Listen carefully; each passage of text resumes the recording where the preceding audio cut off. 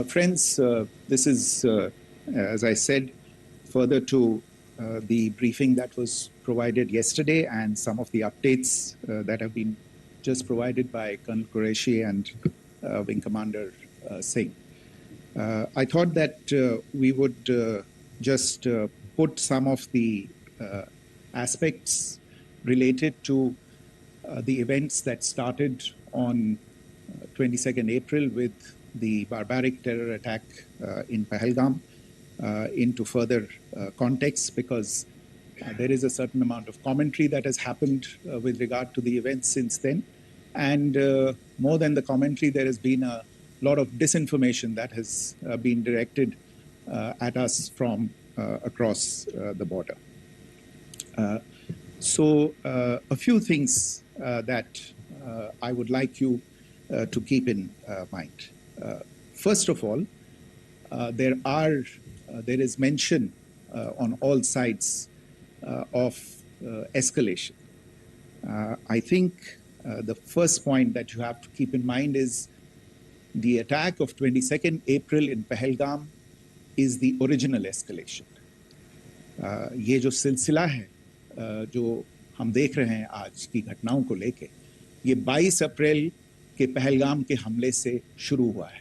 Escalation वहां पे हुआ है और उस एस्केलेशन का जवाब भारतीय सेना ने, भारतीय फौज ने कल अपने एक्शन से दिया है. Secondly, I want to invite your attention to the involvement of the group calling itself the Resistance Front in these attacks.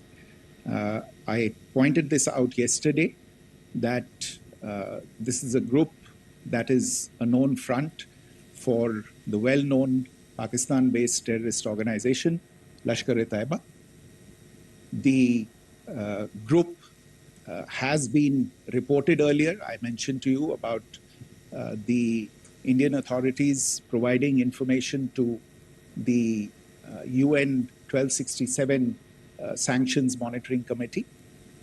And in fact, we are going to be meeting with the team again very soon, and we will be providing an update to the information that we have provided earlier. But what is interesting, दिलचस्प बात यह है कि संयुक्त राष्ट्र की सुरक्षा समिति में जब पहलगाम के हमले को लेके एक प्रेस वक्तव्य जारी करने की बात चल रही थी, तो आप सोचिए किस देश ने टीआरएफ का, द रेजिस्टेंस फ्रंट का उसमें मेंशन किया जाना, उसको अपोज किया, पाकिस्तान ने.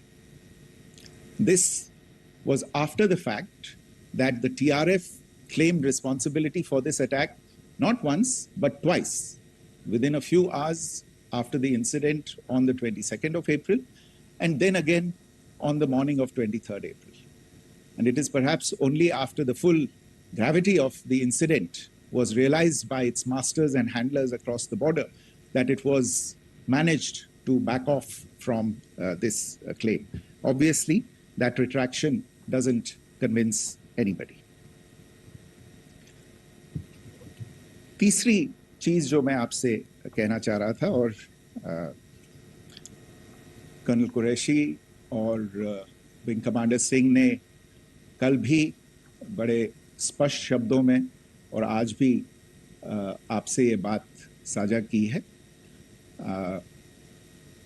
जो भारतीय रिस्पॉन्स है वो नॉन एस्केलेटरी है, प्रिसाइज है, सटीक है, मेजर्ड है और कंसिडर्ड है. Our intention has not been to escalate matters. We are only responding to the original escalation, as I said, and our response has been targeted, precise, controlled and measured. Only military, no military targets have been selected. Only terrorist infrastructure in Pakistan has been hit.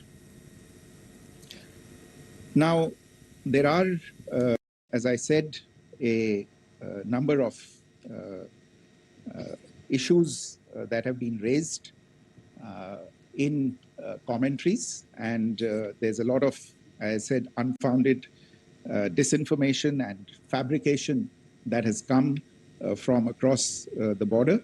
And I would just like to use this opportunity to set the record straight on some of these issues.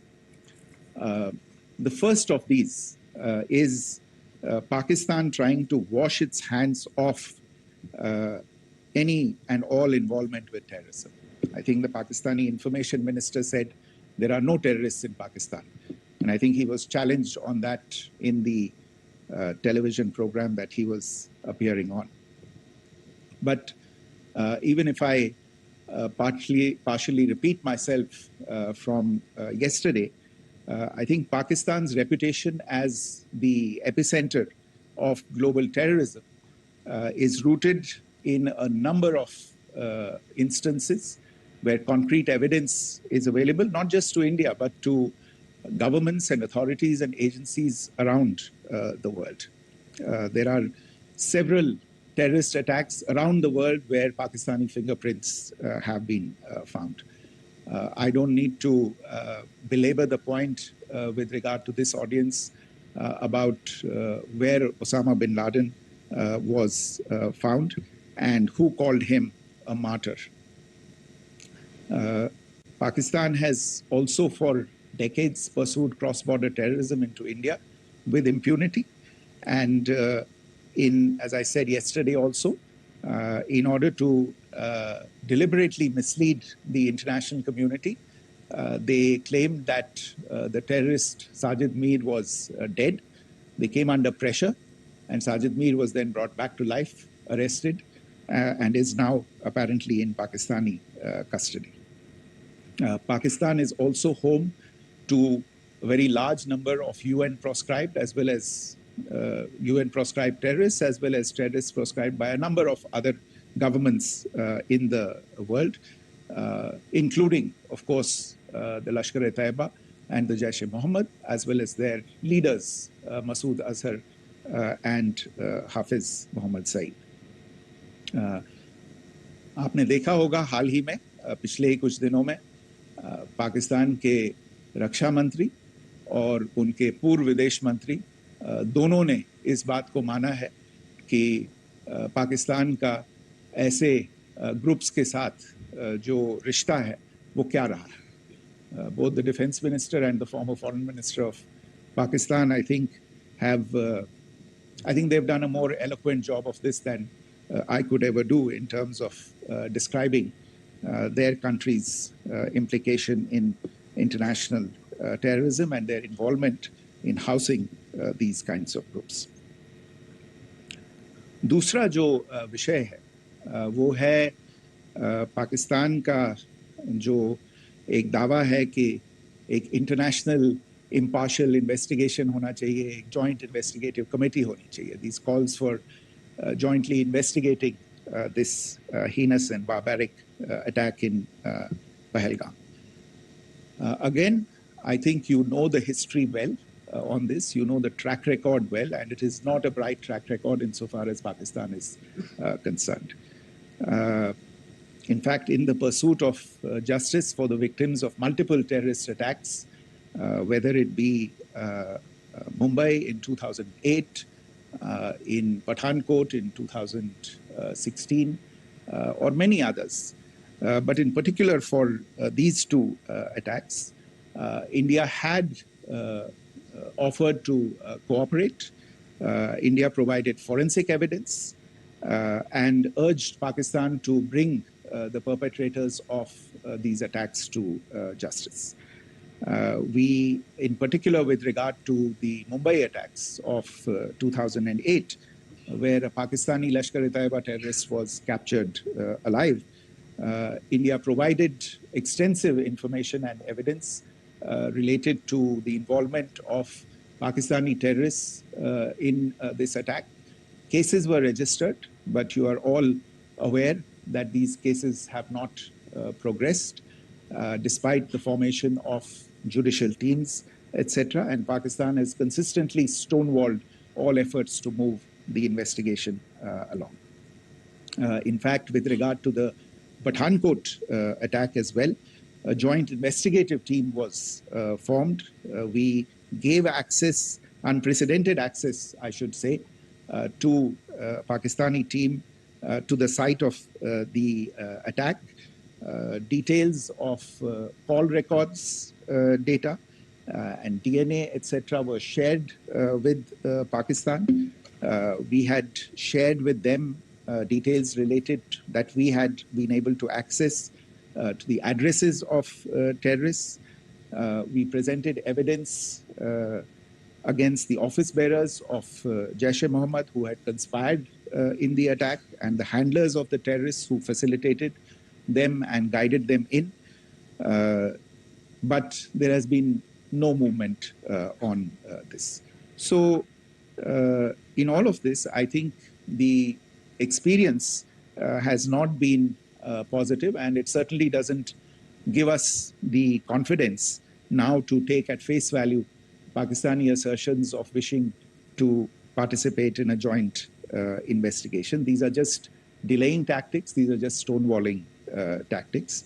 And in fact, there is reason to believe that Pakistan uses the evidence that we provide only to cover its tracks and, in fact, defend the terrorists who we are looking for and obstruct the path of investigation. A third point that I wanted to address was the claim that only civilians were killed in the strikes on the 7th of May. We have made the point very clearly that all attacks on the morning of 7th May were against carefully selected terrorist infrastructure, terrorist targets. It is not clear to us, in fact, seeing some of the coverage of the after effects of these strikes, including the funerals for the terrorists that are held yesterday. I think a lot of you have seen the reports and the coverage on media. If only civilians, if any civilians were killed in these attacks, I wonder what message this picture actually sends to all of you. This is a question that is worth asking.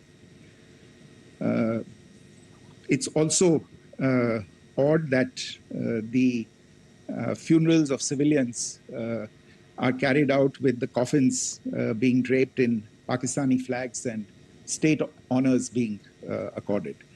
As far as we are concerned, the individuals eliminated at these facilities were terrorists. Giving terrorist state funerals may be a practice in Pakistan. Doesn't seem to make much sense to us. Pakistan has also claimed that India deliberately attacked religious sites. This is completely false again. I have made it clear that the targets were terrorist infrastructure, terrorist facilities, and locations connected clearly with incidents of cross-border terrorism into India. And it is in fact Pakistan that is misusing religious sites as a cover to in fact radicalize, direct and indoctrinate and train terrorists. In fact, contrary to what Pakistan is claiming, yesterday Pakistan launched a targeted attack on the Sikh community in the state of Jammu and Kashmir, hitting Gurdwara in Poonch and the homes of Sikh community members, which came under attack.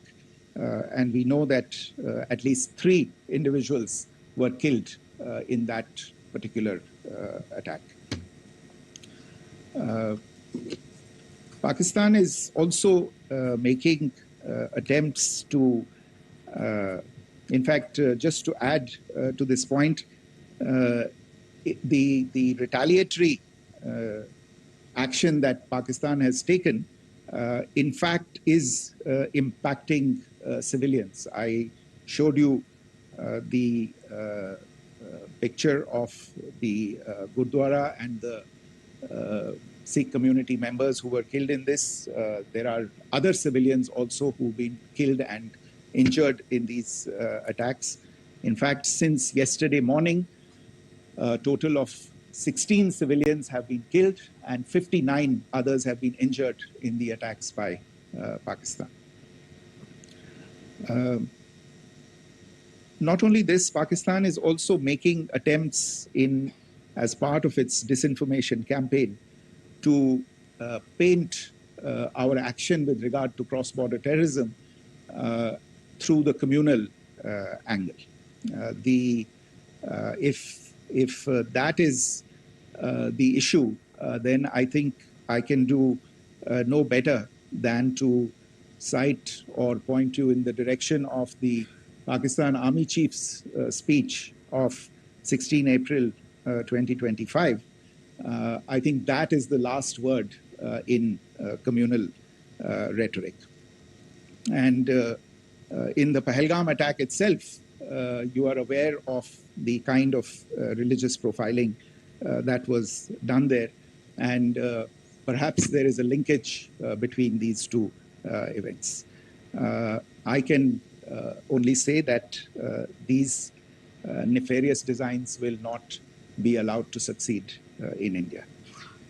And it is to be noted that people from all faiths, all religions, all regions in India have unequivocally, not just in India but around the world, have condemned these attacks. The Pakistani claims of now responding to India's strikes of the 7th of May. As I said right at the outset, it is India which is responding.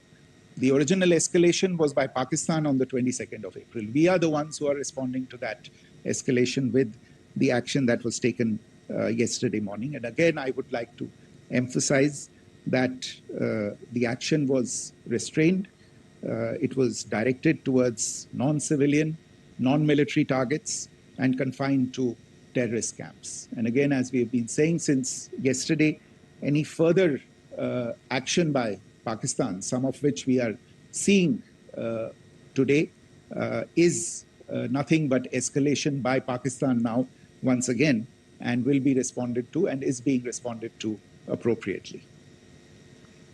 One point that I wanted to also address was the allegations to the targeting of a dam, the Neelam Jhelum project in Pakistan-occupied Kashmir. I want to say that this is an absolute and complete fabrication and a blatant lie.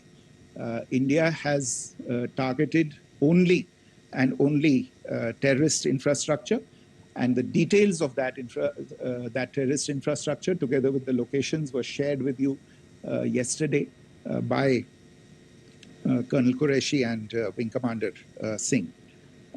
I should note that if this kind of a claim is a pretext for targeting Indian infrastructure of a similar nature, Pakistan will be entirely responsible for the consequences that will undoubtedly follow. Finally, I want to address some issues that have been raised related to the Indus Waters Treaty and the disinformation that has been raised in regard to that as well. The fact is that there have been fundamental changes in the circumstances in which the Indus Waters Treaty was concluded, and they call for a reassessment of the obligations under the treaty. Over the last year and a half to 2 years, India has been in communication with the government of Pakistan. We've sent several notices to them requesting for negotiations to discuss modification of the treaty. India has, for 6+ decades now, honored the treaty, even during periods when Pakistan imposed multiple wars on us, and even when relations were adversarial. Pakistan is the one that has been acting in violation of the treaty, deliberately creating legal roadblocks in India exercising its legitimate rights on the Western rivers. Any projects that India sought to build on the Eastern rivers, and even on the Western rivers, which we are allowed to by the treaty, were always challenged by Pakistan, thereby hampering our rights to utilize our legitimate waters under the treaty. In fact, if you see, the preamble of the treaty itself states that the treaty was concluded in a spirit of goodwill and friendship. Mark those words, concluded in a spirit of goodwill and friendship. ये भारत का धैर्य और भारत की सहनशीलता है जो 65 साल से हम इतनी प्रोवोकेशन के बावजूद इस ट्रीटी को निभा रहे हैं. However, as has been made clear earlier as well, Pakistan has not responded to our request to enter into negotiations for a reassessment of the obligations under the treaty. A number of conditions have changed. This is a treaty that was based on the engineering techniques of the 50s and the 60s. We are living through the first quarter of the 21st century. Technological changes and technological advancements have to be taken into account. There are demographic changes. There are climate changes that have taken place. There is the imperative of clean energy. And of course, the terrorism that Pakistan has wreaked in the state of Jammu and Kashmir itself has hampered India's ability to exercise its rights under the treaty. Pakistan's persistent refusal to respond to our requests to enter into government-to-government negotiations on the modification of the treaty is, in a sense, itself a violation of the treaty. And therefore, India has taken the step of putting the treaty in abeyance until Pakistan abjures irrevocably its support for cross-border terrorism. Maybe I'll stop there. I mentioned earlier yesterday as well that this is an evolving situation.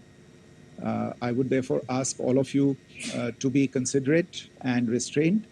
It will not be possible for us or my colleagues from the armed forces to share operational details at this point in time. Beyond that, if you have any questions, may I have time for only a few, and I'll try to answer those questions.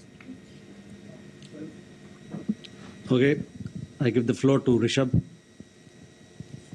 Home Secretary, good evening. This is Rishabh from Times Now. I just wanted to understand, as per the press release that has been released earlier today, it says that we have successfully hit at the air defense of Lahore.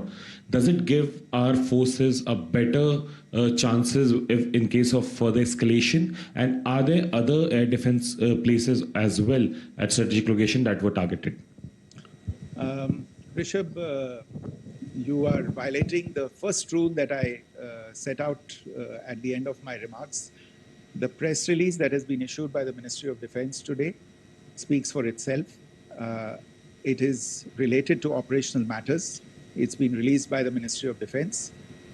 As more information becomes available, it will be released at the appropriate time. Once again, please don't go into operational details at this point in time, because this is a constantly evolving situation.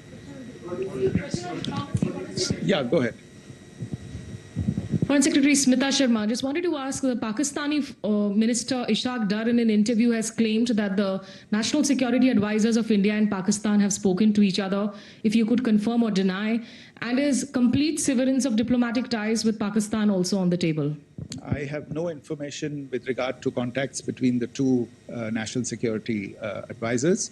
Insofar as diplomatic relations are concerned, you've seen the steps that were announced in response to the following the meeting of the Cabinet Committee on Security on the 23rd of April. There are no further steps that are under consideration at this moment in time. Here, go ahead. Foreign secretary, मेरा नाम मनीष है, मैं TV9 Bharatvarsh से हूं, और आपने खुद ही बताया कि कितना मिस इन्फॉर्मेशन क्रॉस बॉर्डर से आ रहा है, बल्कि ऐसा लग रहा है जैसे पाकिस्तान के प्राइम मिनिस्टर और डिफेंस मिनिस्टर तक भी प्रोपेगेंडा करने में मिस इन्फॉर्मेशन में आ गए हैं। वो कई बार तो ये तक दावा करते हैं कि हम 3 राफेल हमने गिरा दिया, इतने हमने मिग गिरा दिए, और जब उनसे पूछा जाता है तो वो कहते हैं कि सोशल मीडिया में हमने ये सब चीज़ें देखी थी।